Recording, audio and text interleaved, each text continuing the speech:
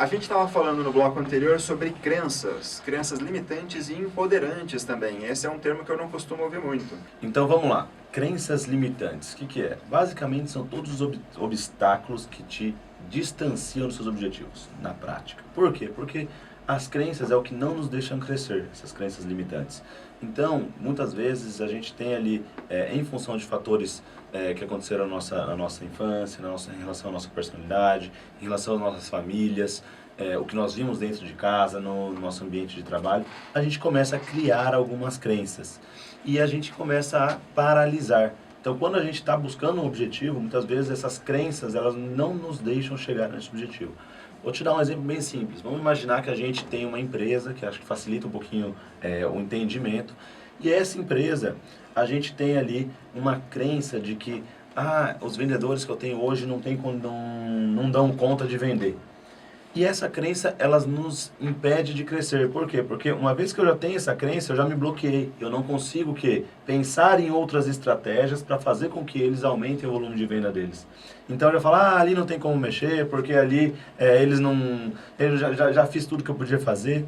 Eu já fiz tudo o que eu podia fazer, é uma crença limitante. Por quê? Porque eu entendo que não tem mais o que fazer. Então, a partir daquele momento ali, eu já estou bloqueado e eu estou mais longe do meu objetivo. Isso vale tanto para o ambiente profissional como para o ambiente pessoal também. Se você pensar, por exemplo, num relacionamento, muitas vezes você olha para a pessoa que está ao seu lado e fala assim, essa pessoa não vai mudar, essa pessoa é assim, ela sempre fez dessa forma, ela vai continuar fazendo assim. Então você olha e você fala, ali não tem como eu avançar, não tem como eu chegar, não tem como eu desenvolver, não tem como eu desenvolver o nosso relacionamento e avançar a partir dali. Você se bloqueia. Você se bloqueia. Trava a evolução dessa situação. Exatamente. Porque é legal, eu até tive um colega que me falou, cara, eu vivi com um salário durante muito tempo.